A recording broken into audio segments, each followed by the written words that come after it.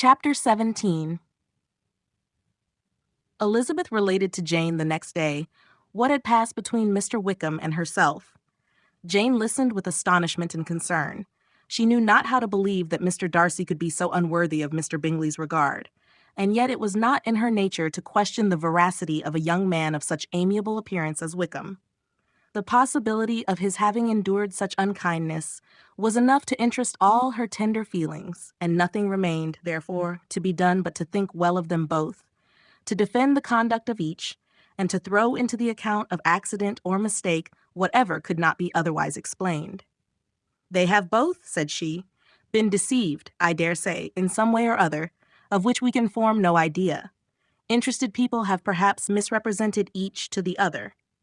It is, in short, impossible for us to conjecture the causes or circumstances which may have alienated them, without actual blame on either side."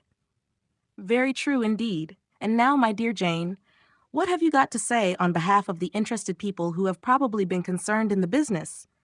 Do clear them too, or we shall be obliged to think ill of somebody." "Laugh as much as you choose, but you will not laugh me out of my opinion.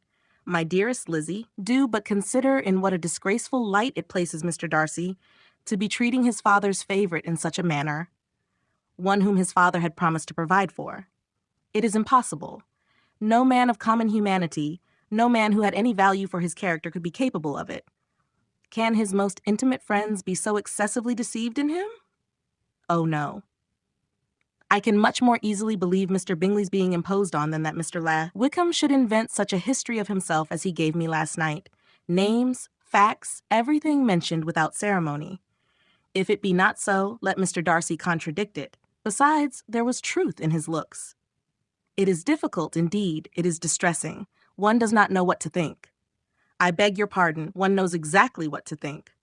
But Jane could think with certainty on only one point, that Mr. Bingley, if he had been imposed on, would have much to suffer when the affair became public. The two young ladies were summoned from the shrubbery, where this conversation passed, by the arrival of the very persons of whom they had been speaking. Mr. Bingley and his sisters came to give their personal invitation for the long-expected ball at Netherfield, which was fixed for the following Tuesday. The two ladies were delighted to see their dear friend again, called it an age since they had met, and repeatedly asked what she had been doing with herself since their separation. To the rest of the family, they paid little attention, avoiding Mrs. Bennet as much as possible, saying not much to Elizabeth, and nothing at all to the others.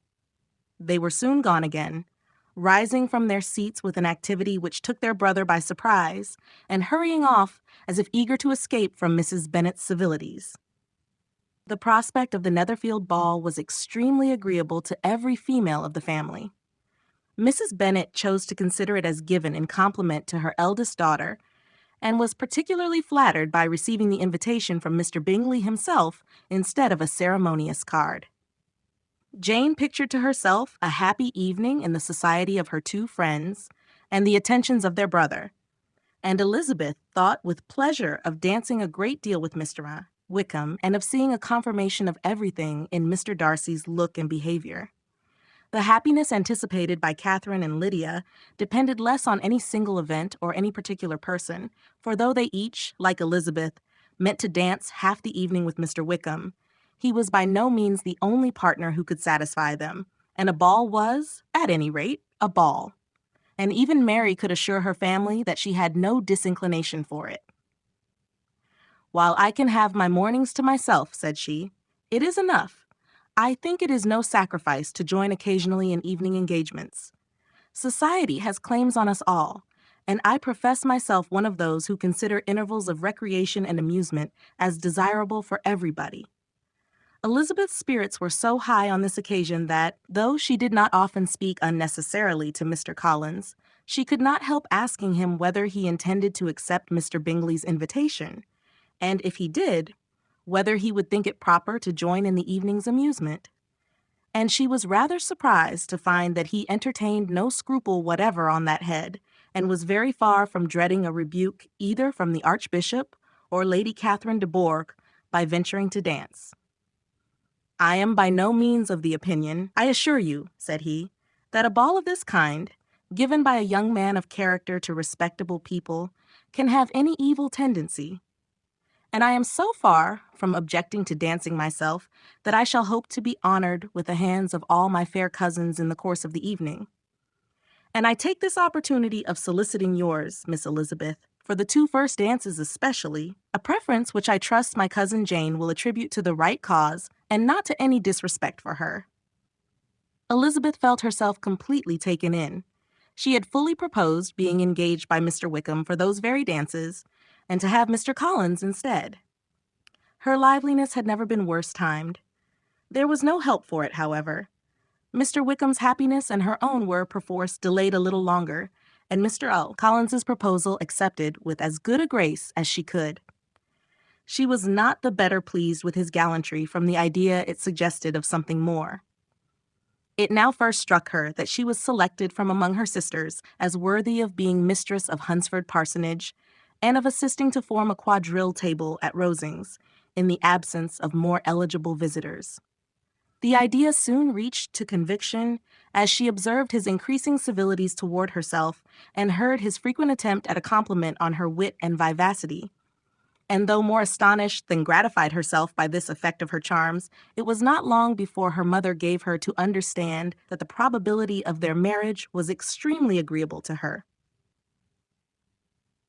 Elizabeth, however, did not choose to take the hint, being well aware that a serious dispute must be the consequence of any reply. Mr. Collins might never make the offer, and till he did, it was useless to quarrel about him.